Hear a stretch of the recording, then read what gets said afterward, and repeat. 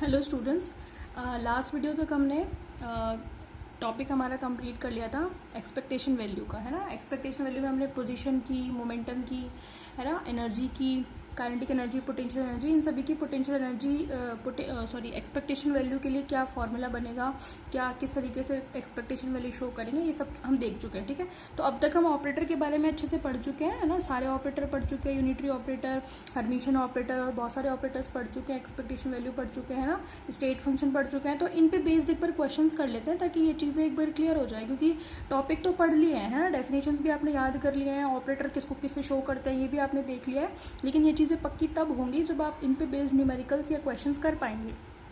ठीक है, तो एक बार ये चीज़ कंप्लीट हो जाए, एक तरीके से पार्ट फर्स्ट ये कंप्लीट हो जाए, फिर हम Ehrenfest theorem, eigen value, eigen function, इन पर आएंगे। ठीक है, तो क्वेश्चन देखिए आज का पहला क्वेश्चन नंबर 1 इस चैप्टर का। दो संकारक दे रखे हैं आपको, एक तो है मोमेंटम ऑपरेटर पी कैप, है ना। पी कैप को कैसे शो करते हैं ऑपरेटर फॉर्म में, माइनस आयोटा एच का डेल बाई डेल एक्स। तो एक तरीके से ये मोमेंटम ऑपरेटर का एक्स कॉम्पोनेंट है। ठीक है, और दूसरा आपको दे रखा है एनर्जी।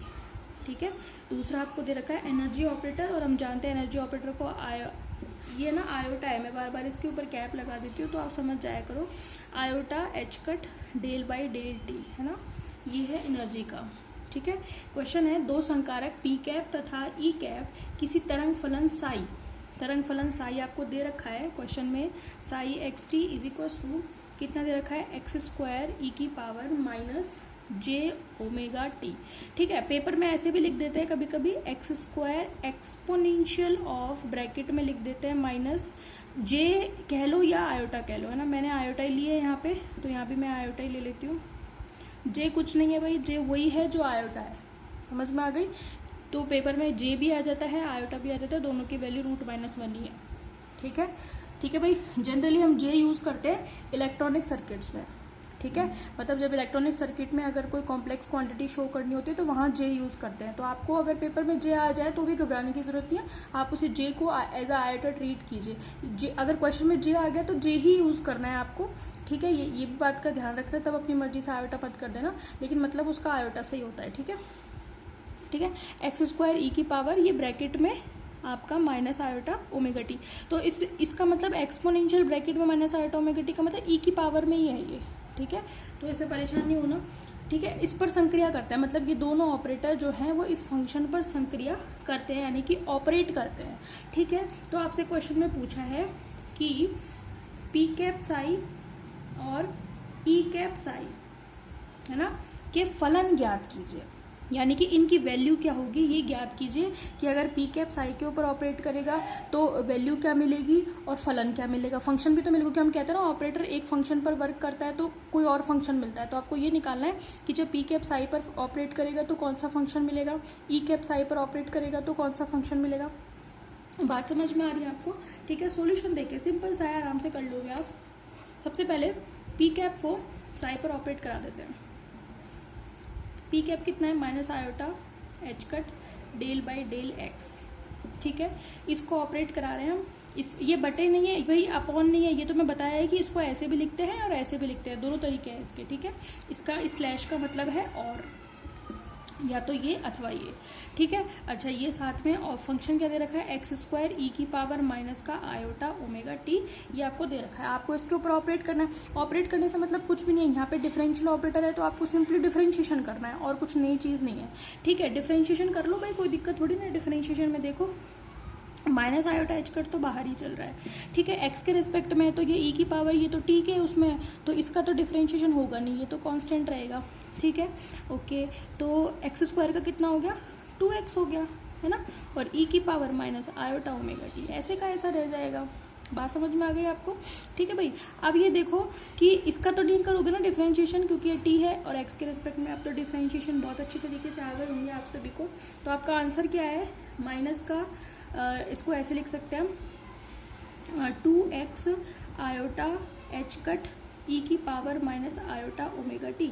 तो फंक्शन क्या मिला आपको, फंक्शन कितना मिला आपको, ये देखो यहाँ पे कहीं पर भी साई का फंक्शन तो नहीं आया ना, क्योंकि साई तो हमारे पास क्या था, ये था एक्स स्क्वायर ई की पावर माइनस आयोटा ओमेगा। अगर मेरे पास यहाँ पर कहीं पे एक्स स्क्वायर ई की power minus iota omega T आता तो मैं उसको ब्रैकेट में लिख के उसको साई लिख देती, समझ में आ गई। लेकिन मुझे ऐसा कोई फंक्शन मिला नहीं है, तो हम इसको पता है किसी और फंक्शन से नाम देंगे और हम इसको पता है क्या कहेंगे। एक काम करो आप, जो कांस्टेंट है उनको तो आप अलग कर लो, है ना, -2 आयोटा एच कट और ब्रैकेट में आ गया एक्स ई की power minus iota omega T. तो ये आपको एक फंक्शन मिल गया। तो आपने जब पी कैप को साई पर ऑपरेट किया तो आपको ये मिल गया, ये फंक्शन मिल गया और ये वैल्यू मिल गई। आगे जाके हम बताएंगे कि अगर फंक्शन किसी उस पर फंक्शन पर कोई ऑपरेटर ऑपरेट करे और वो ही फंक्शन अगर वापस से मिल जाए तो मिलने वाली वैल्यू को आइगन वैल्यू और उस फंक्शन को आइगन फंक्शन बोलते हैं। बताऊंगी मैं आगे जब पढ़ाऊंगी आपको। लेकिन यहाँ पे ये ना तो आइगन वैल्यू है ना ही आइगन फंक्शन है, क्योंकि कोई भी फंक्शन आइगन फंक्शन तभी कहलाता है जब किसी फंक्शन पर ऑपरेट कराए तो वही फंक्शन वापस मिल जाए। क्या ये साई है क्या? नहीं भाई, साई में तो एक्स स्क्वायर था, यहाँ पर एक्स ही मिल रहा है। ठीक है, तो ये आपका आंसर हो गया, समझ में आ गई। आप इसको पूरे को फाई भी कह सकते हो, मतलब आंसर मुझे एक तरीके से फाई मिला है, कोई अनदर फंक्शन मिला है। ठीक है, अब आप क्या कर लीजिए, ई कैप को ऑपरेट कराइए साई पर। ई कैप क्या है, ये रहा iota h cut del by del t, time के रेस्पेक्ट में है, किस पर ऑपरेट करा रहे हैं, एक्स स्क्वायर ई की power minus iota omega T पर। ठीक है, ऑपरेट करा लो, कोई दिक्कत नहीं है। अब की बार एक्स स्क्वायर कॉन्स्टेंट रहेगा और डिफरेंशिएशन किसका होगा, ई की पावर का, तो माइनस आयोटा ओमेगा ई की power minus iota omega t. ठीक है भाई, iota square -1 minus minus plus हो गया, क्या बच गया, एच कट ओमेगा और साथ में आ गया एक्स स्क्वायर ई की power minus iota omega t. ठीक, देखो अब आ गई वही वाली बात जो मैं अभी थोड़ी देर पहले आपसे कह रही थी। ये जो ई कैप साई है, एच कट ओमेगा, ये तो साई है। अब की बार तो मुझे क्या मिल रहा है, एक्स स्क्वायर ई की power minus iota omega T, तो ये मुझे साई ही मिल रहा है। तो यहाँ पे पता है, इसको मैं एक बार इंट्रोड्यूस करा देती हूँ, वैसे ही है ना, पेपर में भी ऐसे पूछा जा सकता है ना आपसे। तो ये तो है आइगन वैल्यू और ये फंक्शन क्या कहलाएगा, आइगन फंक्शन। हालांकि डिटेल में मैं आपको पढ़ाऊंगी, डिफाइन भी कराऊंगी, लेकिन अभी सिर्फ आप इतना समझ लीजिए, कोई भी फंक्शन आइगन फंक्शन तब कहलाता है जब उस फंक्शन पर किसी ऑपरेटर को ऑपरेट कराने पर वही फंक्शन मिल जाए जिस पर हमने ऑपरेट कराया। साई पर ऑपरेट कराया, इसी पर तो ऑपरेट कराया एक्स स्क्वायर ई की power minus iota omega T पर, और यही आपको मिल गया, तो वो कहलाती है आइगन फंक्शन। क्या कहलाता है, आइगन फंक्शन कहलाता है। और वैल्यू क्या कहलाती है, आइगन वैल्यू कहलाती है। समझ में आ गई, मतलब जो भी कांस्टेंट वैल्यू मिली है उसको आइगन वैल्यू बोलते हैं। ठीक है, तो यहाँ पे हमारे दो काम हो गए एक साथ में। ठीक है, तो इस तरीके से क्वेश्चन पूछे जा सकते हैं। कोई फंक्शन दे देगा आपको, कोई ऑपरेटर दे देगा, आपको ऑपरेट कराना है, ऑपरेटर के हिसाब से आपको ऑपरेट कराना है। और ज़्यादातर ऑपरेटर में डिफरेंशिएशन ही होता है, तो बेसिकली डिफरेंशिएशन करना है आपको। ठीक है, ओके, नेक्स्ट क्वेश्चन देखें। अगला क्वेश्चन है आपका, सिद्ध कीजिए किसी सुव्यवहारित तरंग फलन, है ना, सुव्यवहारित कोई भी वेल बिहेव्ड फंक्शन है ना, तरंग फलन साई एक्स के लिए गुणनात्मक संकारक, है ना, आपको वैल्यू निकालनी है एक्स कैप पी एक्स, है ना, इसकी वैल्यू निकालनी है। और नंबर 2 आपको निकालनी है P x cap x cap, है ना, दोनों की वैल्यू फाइंड आउट करनी है कि ये कितना होगा और ये कितना होगा। और ये भी बताना है कि दोनों की वैल्यू अलग अलग होती है, यानी कि दोनों डिफरेंट है। वैसे भी हम जब मल्टीप्लिकेटिव ऑपरेटर हमने पढ़े थे तो हमने कहा था कि जो मल्टीप्लिकेटिव ऑपरेटर होते हैं वो कम्यूटेटिव लॉ को फॉलो नहीं करते, यानी कि उनका क्रम बदलने पर उनकी वैल्यू बदल जाती है। हम ये बात पहले बोल चुके हैं और हम अब ये सिद्ध भी कर देंगे कि यहाँ पर अगर हम x cap p x cap को किसी फंक्शन साई पर ऑपरेट कराएं तो वैल्यू कुछ और मिलती है, और जब P x cap x cap को किसी साई पर ऑपरेट कराएंगे तो वैल्यू कुछ और मिलेगी। बात समझ में आ गई? तो इसका मतलब वो कम्यूटेटिव नहीं है, हम लास्ट में बता देंगे। ठीक है, और इसी क्वेश्चन को मैं दूसरी फॉर्म में भी बताऊंगी, एक बार इसको सॉल्व कर दूं मैं, है ना। सॉल्यूशन देखें इसका, since a well behaved function is Sai. ठीक है, तो सबसे पहले मैं क्या कर रही हूँ, x cap p x cap find out कर रही हूँ और साई। हमें पता है, मैंने आपको एक बार बताई थी कि जब 2 या 2 से ज़्यादा ऑपरेटर किसी फंक्शन पर ऑपरेट कर रहे होते हैं तो सबसे पहले किसको ऑपरेट कराते हैं, सबसे पहले जो फंक्शन के जस्ट साइड में होता है उसको ऑपरेट कराते हैं, फिर जो बचता है उसके ऊपर उसको, मतलब राइट टू लेफ्ट ऑपरेट कराते हैं। है ना। सबसे पहले राइट हैंड साइड वाला ऑपरेटर, फिर लेफ्ट हैंड साइड वाला, अगर और होते तो इसी तरीके से हम आगे बढ़ते। समझ में आ गई, पता है आपको ये वाली बात, ठीक है। अब एक काम कर दो आप, सबसे पहले एक्स कैप को तो ऑपरेटर फॉर्म में एक्स कैप ही लिखते हैं, पी एक्स को ऑपरेटर फॉर्म में क्या लिखते हैं, माइनस का iota h cut del by del x, और इसको ऑपरेट कराएंगे हम साई पर। तो मुझे क्या मिलेगा, मुझे मिलेगा माइनस आयोटा एच कट को बाहर ले लो, है ना, और साथ में ले लो x cap del psi by del x, ये तो मिलेगा। और हमें पता है कि ऑपरेटर लेफ्ट पे कभी भी ऑपरेट नहीं करता, हमेशा अपने राइट में स्थित फंक्शन पर ऑपरेट करता है, ठीक है, उल्टा ऑपरेट नहीं करता कभी भी। तो ये तो मुझे किस में मिला, पहले ही उसमें इक्वेशन नंबर मैंने इसको 1 डाल दिया, यानी कि जब मैंने क्या किया, एक्स कैप को मतलब x cap p x cap को इस पर ऑपरेट कराया। अब देखो ना, आगे कोई ऑपरेशन थोड़ी ना होगा, अगर ये एक्स कैप इस पर ऑपरेट करेगा तो भी यही मिलने वाला है, कोई डिफरेंट तो कुछ मिलेगा नहीं, ठीक है। अब इसको कर लेते हैं एक बार, यानी कि पी एक्स कैप को ऑपरेट करा लेते हैं साई पर। पी एक्स कैप कितना है, minus iota h cut del by del x, पहली चीज। दूसरा है एक्स कैप साई, ठीक है। अब इस पर कैसे, भाई एक्स कैप साई पर ऑपरेट करेगा तो एक्स कैप साई मिलेगा, लेकिन अब ये जो है पूरा ऑपरेटर ये किस पर ऑपरेट करेगा, साई पर नहीं, एक्स कैप साई पर ऑपरेट करेगा, ये ध्यान रखना। तो माइनस का आयोटा एच कट, डिफरेंशिएशन किसका होगा, एक्स कैप साई का, दोनों ही एक्स के फंक्शन है तो डिफरेंशिएशन दोनों का ही होगा। u इंटू वी से डिफरेंशिएशन करोगे तो क्या मिलेगा, डिफरेंशिएशन करने पर माइनस आयोटा एच कट तो बाहर आ गया, पहले करोगे एक्स कैप का तो एक्स का एक्स के रिस्पेक्ट में 1 साई, प्लस फिर एक्स कैप को बाहर रख लोगे, अंदर कितना बचेगा, del psi by del x, ये इक्वेशन नंबर 2। अब देखो क्या इक्वेशन 1 इक्वेशन 2 के बराबर है क्या, नहीं है, तो अब क्या लिखोगे, since x cap p x cap is not equal to p x cap x cap. तो एक चीज तो आपने ये प्रूव कर दी, दोनों की वैल्यू निकाल ली, और दूसरी आपने क्या प्रूव कर दी कि दोनों बराबर भी नहीं है, ठीक है। इसका मतलब क्या है, हम यूं भी तो कह सकते हैं कि x cap p x cap minus p x cap is not equal to 0।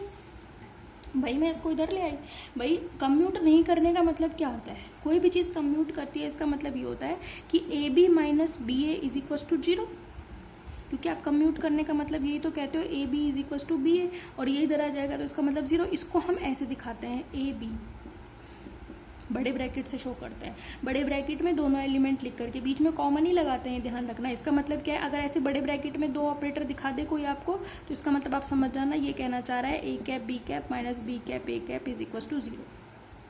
समझ में आ गई, इसका मतलब हम ये क्या, हम पता है क्या कहेंगे, कि हम ये कहेंगे कि ये दोनों आपस में कम्यूट नहीं करते, है ना। तो हम क्या कहेंगे, therefore x cap p x cap and P x cap does not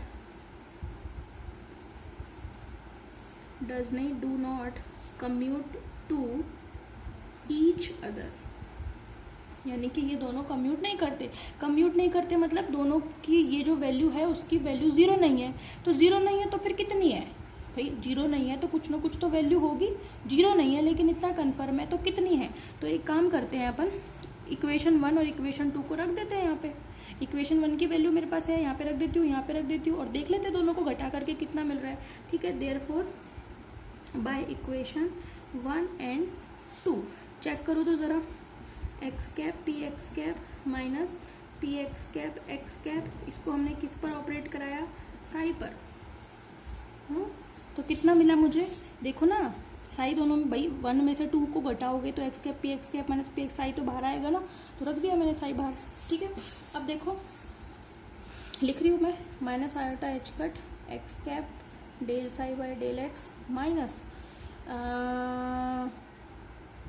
चलो इस ये प्लस हो जाएगा ये वाला, है ना, plus iota h cut psi plus x cap, है ना, del psi by del x, minus iota h cut को बाहर ले लो, है ना, ठीक है। बाहर लोगे तो क्या मिलेगा आपको मिलेगा x cap del psi by del x minus psi minus x cap del psi by del x, ये दोनों कैंसिल, कैंसिल हो गए, ये माइनस माइनस प्लस, क्या मिल गई वैल्यू आपको, आयोटा एच कट साई। अब देखो इधर ये वाला साई इस वाले साई को कैंसिल कर देगा, काट के नहीं दिखाना आपको हालांकि, तो आपको आंसर क्या मिलेगा, तो आपको पता है ये वैल्यू मिल गई x cap p x cap minus p x cap x cap is equal to कितना मिलता है हमें, ये मिला है हमें psi is equal to iota h cut psi. समझ में आ गई, मतलब ये जीरो नहीं है तो कितना है इसकी वैल्यू आयोटा एच कट, तो पता है पेपर में ऐसे सिद्ध करने के लिए आता है, सिद्ध कीजिए एक्स कैप पी एक्स नहीं सॉरी ऐसे आता है, सिद्ध कीजिए कि commutation of x cap p x cap is equal to iota h cut. समझ में आ गई, ये आता है क्वेश्चन सिद्ध करने के लिए। ठीक है, अभी मैंने बताया आपको, ऐसे जब ब्रैकेट में लिख देते हैं इसका मतलब ये है कि इस ऑपरेटर को इससे मल्टीप्लाई करना है माइनस फिर इसका अपोजिट पी एक्स को एक्स से, और इसकी वैल्यू कितनी आती है आयोटा। अगर ऐसे आ जाए तो आपको ये सारा काम करना है।